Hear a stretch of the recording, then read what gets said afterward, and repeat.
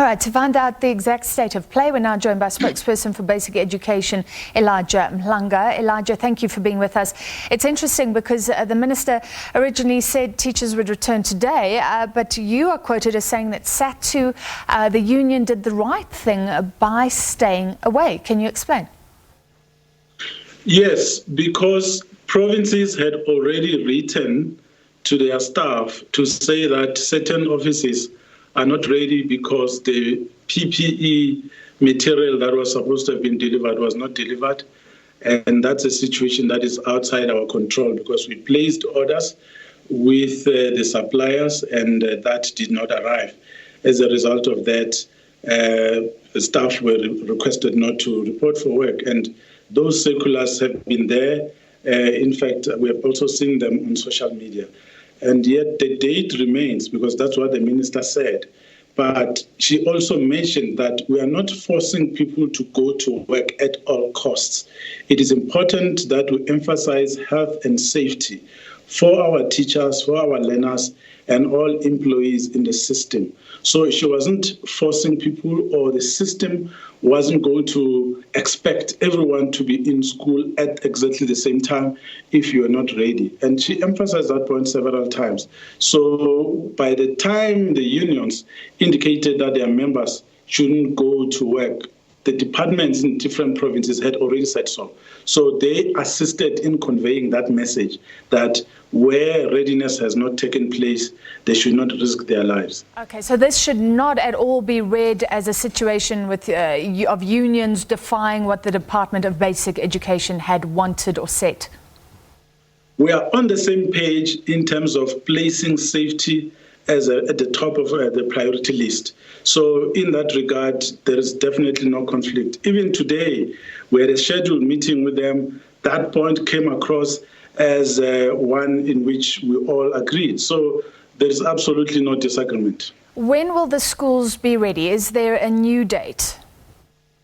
No, the dates remain. Remember, provinces are at various stages of readiness, and PPE material is being delivered in different provinces at different times, because that, as I said, depends on the work that is being done by the suppliers who have been given the work to deliver these items. So provinces that are ready will proceed. Those that are not ready will wait for the material and will also wait and use the opportunity now to make sure that the schools are ready to receive staff. So until then, different provinces will receive staff at different times. Some have indicated Monday, others have indicated other days. So that's what is happening now. That's why even with schools, we said it was going to be a phased approach. It means exactly that whoever is ready must proceed. Whoever is not ready must also wait until such time that the conditions are satisfactory for them to occupy. So you speak about PPE. Do you mean masks for the teacher? What will they be expected to have? It's all of those things, the screening material, those gadgets. We talk about masks as well and sanitizers. And there's also provision of other forms, such as water and sanitation in those schools where that was not adequate. And also just going to also assess the situation. Remember, we also spoke about schools which had been vandalized. All of those things need to be checked. And the work in provinces is underway to ensure that that readiness is ascertained. So that's where we are right now. Beyond PPE, some of the unions have mentioned the fumigation of schools, and I'd like to ask, did the department maybe promise too much?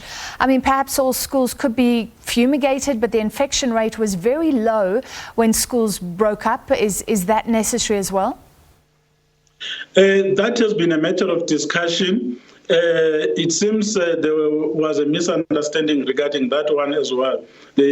Some unions are saying that all schools need to be sanitized or fumigated, whereas the experts are saying it's not necessary because the virus does not live that long. Schools were closed on the 18th of March.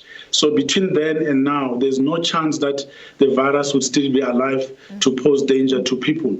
But we agree in principles that some cleaning needs to happen. The schools need to be cleaned, which is a normal activity which takes place whenever schools are closed for an extended period during the recess or because of other reasons, that before use, it will be cleaned and be made proper for people to occupy. Yeah. Mr. Mhlanga, you've mentioned water and sanitation now, and some people have said, the department is acting like we're living in a different country. This is South Africa, where we've had pit toilets for years and years, and that problem hasn't been fixed. Now the minister is saying that toilets and sanitation is non-negotiable. How is this all going to be fixed all of a sudden? I don't remember the minister saying it's non-negotiable, but what we have committed to doing is to make sure that all our schools are given the basic services that are required for a school to function properly. But we are also talking about receiving only grade 7 and grade 12, and that's a much smaller number compared to the 13 million learners that are there in the system. So here we are providing for a much smaller number of learners who are actually less than 10% of the entire learner population in the system. So instead of preparing for 25,000 schools, you're actually preparing for much less, also in terms of learners. But also, you are going to be doing this in phases. So where readiness has not been confirmed, those schools will not open. The minister on the 30th of April was very clear in saying that the reopening of schools will be based on the risk profile of the province, of the district where the school is located, as well as the circuit and the school itself, to check if there is a high risk of any infections there, so that appropriate and customized preparation is done. Because where there was infection, the school will be treated differently, and the preparations and the training and orientation of the people in that school would have to be given a little bit more information in terms of how to conduct themselves, because there was a previous case there. Sure. But where that has not happened, the preparation is going to be standard, as it's going to be the case right across the country. Yeah. So that's where we are, and we are making such preparations. And the meetings that we had today were quite fruitful. The minister had a meeting in the morning with MECs. She then had a second meeting with teacher unions. And the last one, which we just concluded now, was held with the SGB associations as well as the South African Principal Association. Mr. Mhlanga, can you confirm, does readiness mean pit toilets have to be eradicated, or do you accept clean pit toilets? There will be clean toilets, and the Department of Water and Sanitation is also working with us on this one to provide water, to make sure that the basic services are adequate to help us prevent the spread of the coronavirus. So that's the standard. But the checklist and the orientation guideline and the standard operating procedures and all of those things will be made available later in the week when the minister unveils the entire plan. So those things are still being taken through the necessary processes, which includes today's meetings. So the details of all these things that I'm mentioning will be made available, and we'll be able to see exactly what readiness means.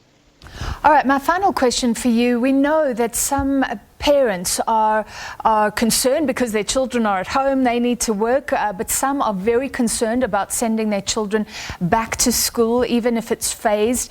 Are you receiving resistance? Are you dealing with the concerns of parents right now? Yes, we're dealing with the concerns of parents, and we appreciate their input. A lot of them are writing emails, WhatsApp messages, text, others are calling, and we appreciate all their input. In fact, that is exactly what has enhanced the plan that the minister has been presenting today, because it takes into account the input of ordinary people who have had the experience of keeping their children at home and trying to teach them under difficult circumstances. So all of those things we're taking into account. That's why I'm saying she is now taking it through the necessary consultation processes so that it is firmed up for discussion tomorrow at Cabinet and on Wednesday at the National Coronavirus Command Council before she takes it to members of the public. So those consultation processes are also important, because even answers to some of the questions that members of the public are asking will be answered there based on real concerns coming from people. All right, thank you very much, spokesperson for Basic Education, Elijah Mhlanga. And we take a short break. I'll be back top of the hour, and we are bringing a developing story to you. We'll be back with more information very shortly.